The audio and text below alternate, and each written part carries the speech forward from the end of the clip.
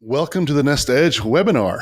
I'm Dan Dillard, and along with me is Sean McDougall, our portfolio manager. So, the reason for this podcast, we try to do this actually webinar, not podcast, once a month, is to kind of figure out what the numbers looked like last month and kind of look at the information for next month and what we're doing as far as data that we're using to make prudent investment choices. We name it Nest Edge because we have a unique way of looking at the data. It gives us an edge over the choppiness of the markets and the news cycles. As a disclaimer, remember this is not advice. This is an educational webinar. Use this as education for more informed decisions. And again, this is how we do things in this, what I call game of investing. There are many, many ways to lose, and there are many, many ways to win. And we are just discussing our process to see if that helps you in your investment decisions. Sean, thanks for being with us. Of course.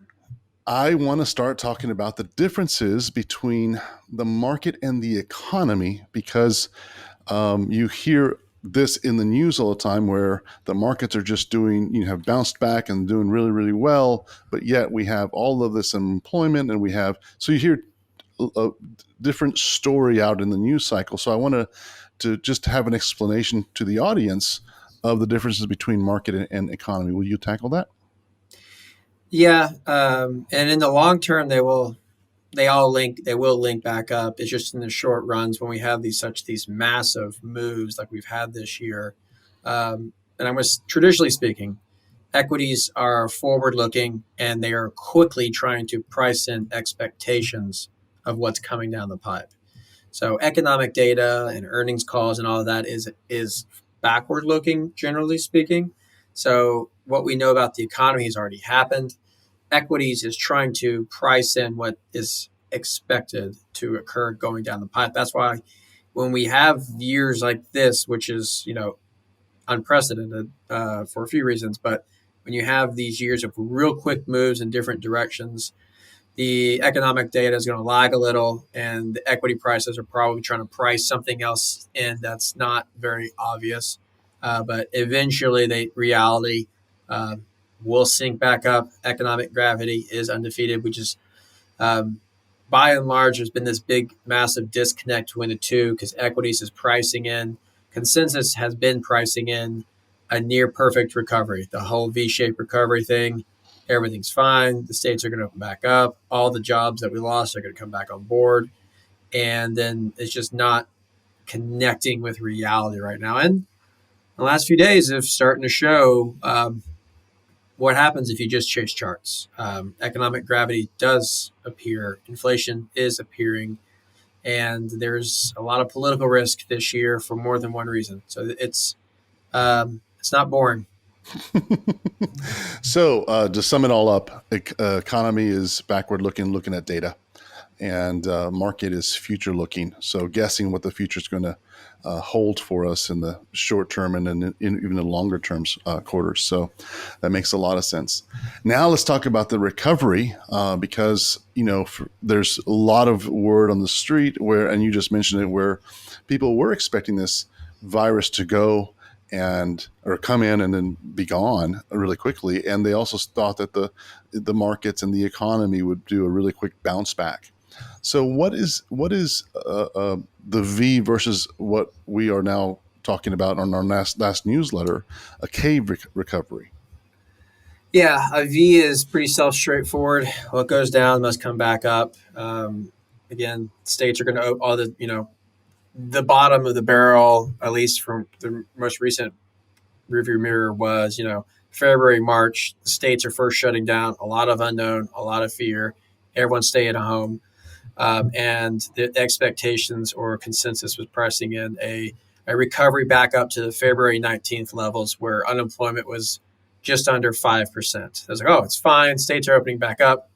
We're all good. Nothing to worry about. And the Fed and the Treasury have turned on this, the printing machine, and have pumped, asset prices back up.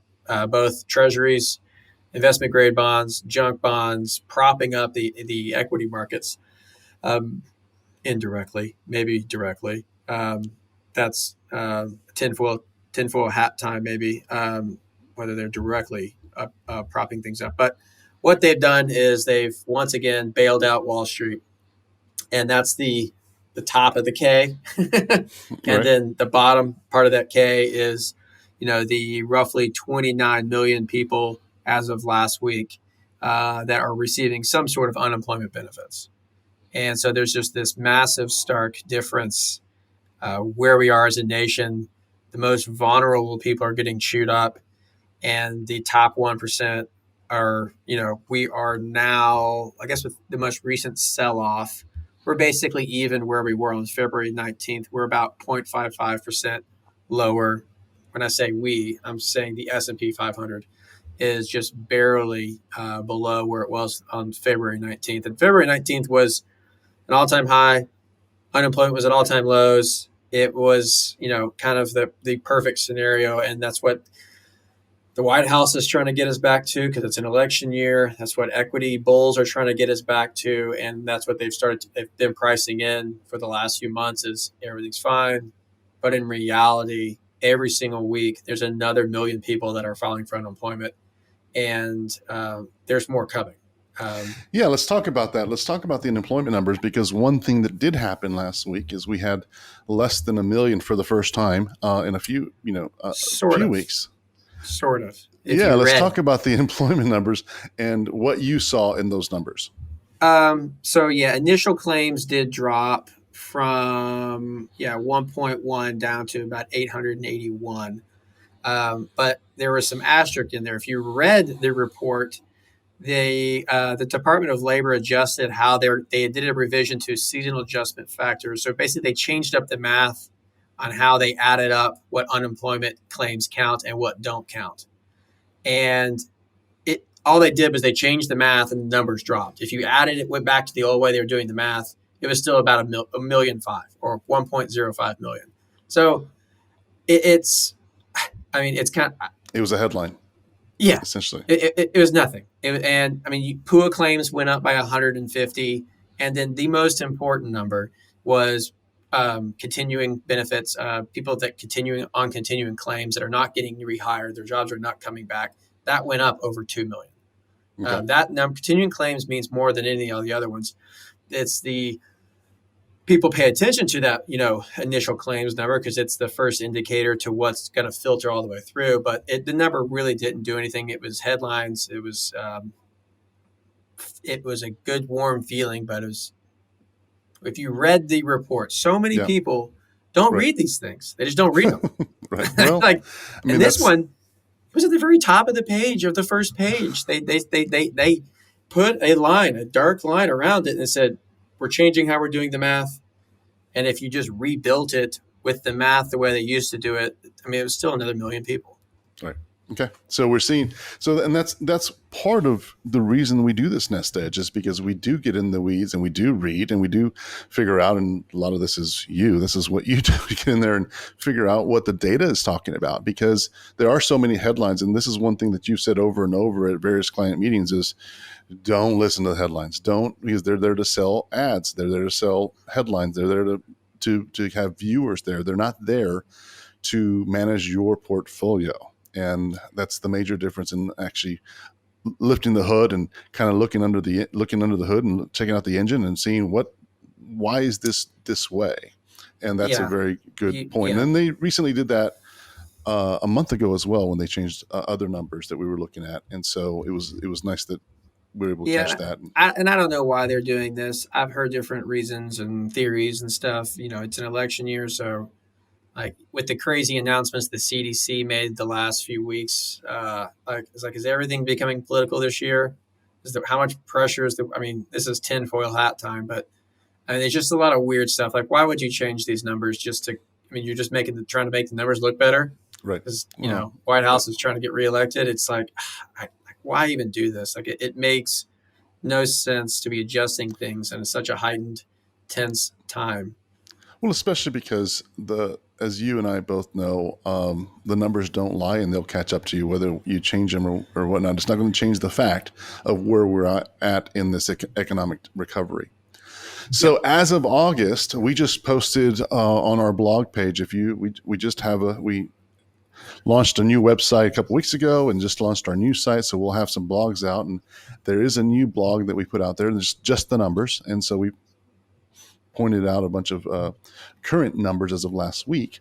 And one of the things that we saw was as of August, we've had 5 months of positive momentum. So question is, what does that mean for you? Are we out of the woods? No, I guess there are, what we're going through is a transition from the worst of the worst numbers we've probably seen economically. So everything is going to look better on a relative basis, and that's how a lot of these things are measured. What's the your 3 6 month 9 momentum, and which direction are you going from a rate of change perspective? Mm-hmm. And so everything's going to look good, and certain sectors are going to do better in this environment than others, and that's what we've seen with tech. With the two things I pay attention most to, which is the rate of change of growth and inflation. Growth is slowing. The inflation thing is we're printing money at historical rates, and the bigger thing is the Fed is devaluing the dollar also. So technology does really well in that sort of environment, stagflation, and that's what we're seeing. We're seeing commodities pretty much all across the board. Commodities trading in a tight range, but sliding up, which is going to further hurt our nation's most vulnerable people. We have historical levels of unemployment, and the cost of living is going up at the same time. And Congress can't get it together to figure out some sort of new stimulus bill, which, as of right now, I don't think it's going to happen. Like, they're so far apart, Mm-hmm. and like it makes you sick and sad that our nation's most vulnerable are getting kind of screwed. Yep. It sucks. But in regards to coming out of the woods, sorry, I'm a rambler. No, because economically, we still have a long road ahead. It's going to take us months, if not years, for us to fully get out of this mess. From an economic perspective, like I said, economically, that number is backward looking. It is slow. It does not move very quickly. Equities have priced in a scenario that is just not playing out. Mm-hmm. The V-shaped recovery at best is a W from an economic perspective. Mm-hmm. So we're going to see certain sectors that are going to do better than others. Tech has been the thing that's pulled up the S&P 500 as a whole to get Yep. it back to break even. And you And shared some of those numbers this last month, and those numbers were incredible. I mean, Tesla was up 400% since the bottom. yeah, Back yeah. in. Well, it's yeah, and there's a reason why it's down 17% today. Yeah. What goes up? The big thing with Tesla today is it came out that they're not going to be included in the S&P 500, which was causing a lot of this excitement for them. And I don't know why they got the snub, but they definitely. Where are they at? Tesla. I'm sorry, they're only down 14.5. They're turning it around. Um, But back to the point was that when we look at the S&P and the markets as a whole, really Flat. we're not looking at the entire markets. What sometimes is representative in even the S&P numbers is there might be one sector like tech that's doing really well and the rest of the companies are not. So that's why there's confusion sometimes when people look at the markets and Yep. say, wow, those things are high. But you actually look at there's like four stocks that are really high and the rest of the market is lagging. Yeah. Just some real quick numbers. So quarter to date. So the last 2.5 months, tech is up 45%. Energy's down 44%. And that's just like an Yep. example of certain sectors are just getting clocked. Financials are down 11. Those are some of the bigger losers. The big winners is tech, big time. Consumer discretionary is up 22. Comms, just a lot of social networking, 22 is up 22. So certain Mm-hmm. things are going to do better in these environments. It's just being in the places that do well, staying out of the things that suck, and running from volatility, because that's what we've been seeing. This last 2 or 3 day turn was very clear for about the last 2 weeks that like as underneath the hood, the volatility started really bubbling up. Implied volatility discounts started spiking, which is just a sign that the street's getting complacent. They're covering their shorts because they can't. The S&P and all its equities weren't going down, so they're capitulating, And that's when you get moves like this, is when people are the least prepared for, is when you have a snap like this. Yeah, the VIX is up north of 31 again. So the rest of the year, there's quite a few headwind issues. There's stimulus or no stimulus. There's the election, which is always a wild card. And yeah, are the virus numbers going to spike? And how does corporate America handle this new world that we're in right now? Yep. And how violent are their layoffs going to be? Because by and large, most of the layoffs that we've experienced up to this point, most of it has been lower earning, lower middle class, or earning less. The real Right. heavy white collar layoffs has not started yet. The bankruptcy cycle has just started to kind of ripple. And if that spirals out of control, then we'll start to see more and more blood where, a million unemployment claims, the number may not matter. It's how much money was those, if Right. 500 people in there making $200,000 or more all get laid off, that means a whole lot more than a million people making 20 grand Right. a year. A much A whole bigger lot more. effect on the economy, Big time. for sure. That's, Before yeah. before we continue, I do want to say we've got several people in the audience. If you have questions for us, please go ahead and we're going to have a question and answer at the end. Feel free to either email them or text them in the chat window, and Lori will make sure she gets them to us at the end. What I want to continue on is, okay, so what are we looking at any stocks yet in our portfolios, or is it Yeah. too soon for us? No, we got some models that have been in it. Our aggressive growth and our crazy one, or more the most aggressive one, the alpha one. All of them have had stocks in their equities for a few weeks now. Mm-hmm. Our aggressive growth and our alpha models are up to a third in equities. Okay. Now, it's not just really the only sectors that we have that's in the S&P is utilities and REITs. It's a lot of China, Russia, emerging markets, Indonesia, gold miners, rare earth materials. It's not just we're not just going and buying the Qs or something. With the dollar falling, we're more interested in overseas markets. Okay. And there are certain sectors that do well with rare earth materials, gold miners, and only our most aggressive models have exposure to this, and they're on a real tight leash, real tight. I'm running them. The window of time that I'm making trades with them is like 3 weeks. Is the data that I'm looking back on, is you get real, because little shocks like this will happen, and if you're giving them too much leash before you look up, you're down 5-10% on a position. Okay. What does September look like for us as a company? What are you thinking about September? I'm paying attention to the volatility of the NASDAQ. I'm paying attention to the VIX. The volatility right now is, are we going to have what's called a regime shift in volatility to where we go back to where we were in February, March, and April, or do we slide back? That's really the number one thing I'm paying attention to, is not just the volatility of the market as a whole, but very specific positions and sectors. Does this sell off in tech start bleeding into other areas?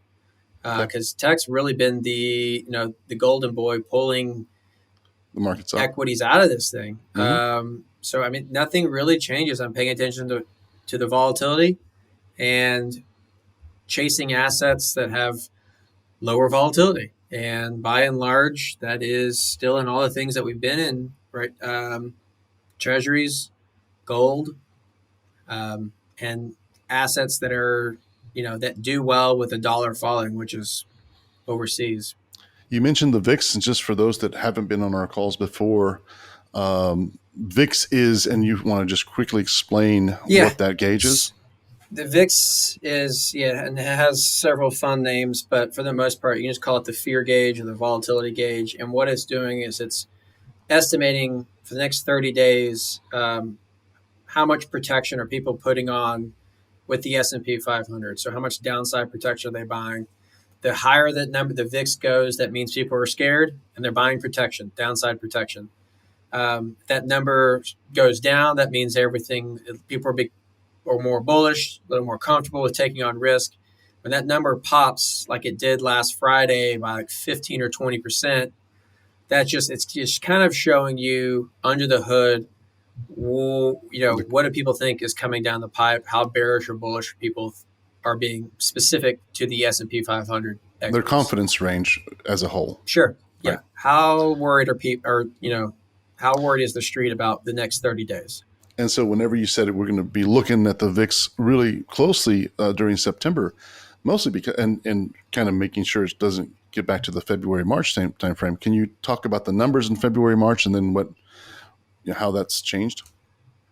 It's calmed down considerably in the 2020, I guess, spotlight.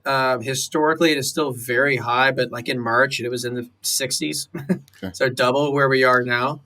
Um, One of the things you've explained in the past is trading ranges when we like to trade and when normal trading is from 0 to, was it 15 you look at, or is this? Yeah, you can view it as a regime change of volatility. Yeah, so the go time bucket is 0 to 15. That's when people are very calm, comfortable. Things are going in the right direction. Everyone's positive with the next 30 days looking forward. And I'm being very general and summing up a lot here, Right. but by and large, 0 to 15. These numbers move around a little bit, but for the most part, around 15. Below that is go time. 15 to 30 is the chop bucket. That is certain sectors are going to outperform. There's going to be spikes of volatility like we've just seen, and it's a trader's market, and there's going to be swings. Anything north of 30 is the death bucket. Like it, At there's that no point, it's hedge just, fund. yeah, at that point, Yeah, it's just gambling, you are. red Yeah, or there's black. no. Yeah, it's very, very volatile. You better have. If you're only in equities, you're going to get chopped up. Especially if Mm, you're only in equities, you're long only, and you're using leverage. You're in trouble because all the sectors are going down. You okay. need to be in commodities, currencies, and bonds as well, and not just domestically. You need some things that are correlated with currencies that are not the U.S. dollar, because the Fed is printing at an unprecedented rate and will continue to do so for the foreseeable future. So comparing now that we've got that background as a legend, uh, 0 to 15, and back in, you said in February, March, we saw numbers upwards of 60. So way out, really, really volatile, way Yep. out of trading range. This is why we as a firm went to things that are very conservative, gold and treasuries and things that would not be volatile. Um, and since then, obviously, it's calmed down. And then we saw something happen last week. What happened last week? Um, People got complacent, and got caught with their pants down or got their hands caught in the cookie jar and just assumed everything was going to continue to go up. I mean, it really started. It happened Thursday and Friday trading sessions, and really overnight between Wednesday and Thursday trading session. Between Wednesday and Thursday trading session and after hours is when you saw a lot of the movement, and it happens fast. I mean, this was not something that happened overnight. It's been building. Right. Um, if you look at the CDCF futures, CDSV, CDSC futures, it's been building. An implied volatility discount has been building for weeks, which what that means in English is underneath the surface of the vol space, this position or this volatility has been building for weeks. And it takes one big move for everyone else to kind of follow over. And that's what we've seen as a shock. Now, there's certain positions that are just getting beat up, um, for specific reasons. Like Tesla, they've had some headline narrative news go against them. Um, GM today came out and said they made a deal with Nikola. GM is now a partner with them, is going to help build them trucks, and then them not getting onboarded with the S&P 500, which was priced in for that to happen.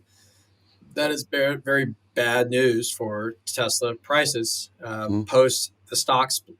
This whole there's and the day traders buying into this whole stock split thing, thinking that it's actually positive catalyst news. Um, that is another wild card with year 2020 is for the first time ever, retail day traders have enough volume because they can trade for free with no commissions. So, it used to be less than 5% of daily volume was from the day traders, the Davy day traders, the Robin hoodies. Now that number's, gone up by 5x. wow. So they make impactful. Like they'll chase Impactful. these positions. Yes, it is very impactful for the first time in many people's career, myself included, where what you would call unsophisticated or narrative trading people is having impacts, Right. and they chase these things up, and they're going to get, their lunch is eventually going to get handed to them, depending on when they got chased these positions up, the Right. Apples and the Teslas. Well, they're doing it on narratives and not on data. So, we've got a few more minutes before we wrap this up. I want to sum up our last question. We're going into you mentioned, politics and agendas and whatnot.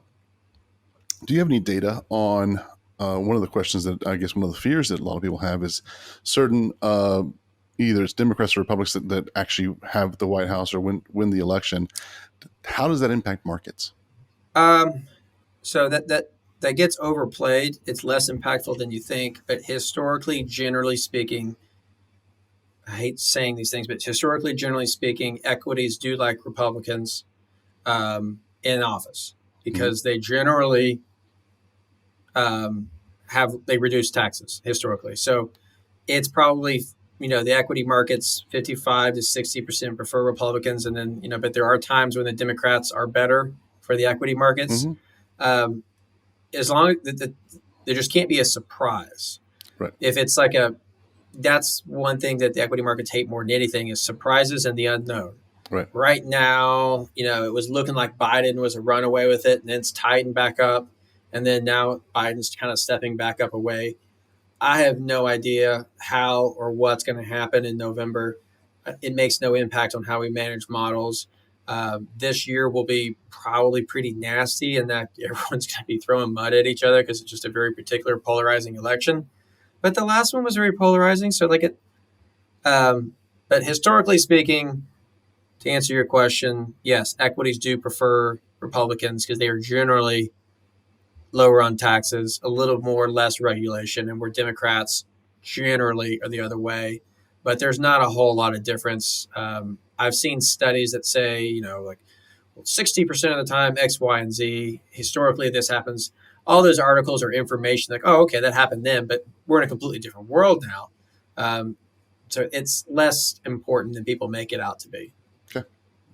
That actually happens to be one of the questions that we had from one of our panelists or one of our guests. Another question that we have, and I'm going to go ahead and for the sake of time, go ahead and ask it so that we could wrap this up, is do you expect the tech sector to maintain its excellent performance for the next 6 months and beyond?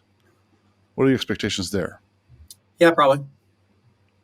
It's going to be a lot of there's going to be some choppiness in the short run, but tech should, assuming we know what we know and the probable path that we have going forward for the next quarter or two, it should outperform. The next 2 weeks, no idea. But there are certain areas of tech, especially that we have our eye on. It's just I'd rather be late to the party than early. Right. So yes, tech is currently set up with what we currently know to have a good next quarter or two. And you and I spoke before. Historically, that's also been the case where tech's one of the Yeah, first things that pops. yeah. So They love just slowing growth and rising inflation. That is, stagflation. And then even once growth picks it back up, that doesn't really kill them either. right. With where we are from an economic perspective, what's the most probable place that we're going, they should outperform. Sounds good. Well, on behalf of me and Sean and Gloria, who's on the call but not on video, we want to thank everybody who joined us today and asked the questions and kind of kept this conversation going. We hope that you found the information valuable. In another 2 weeks, we have another webinar coming up, and we continue to try to push some of this education from our offices and what we're looking at as far as the data goes. Feel free to please send this on to any family friends that want to, family friends or coworkers that want to learn a little bit more about what the economy is doing, what the markets are doing. Thank you very much, and have a wonderful rest of your day. Take care.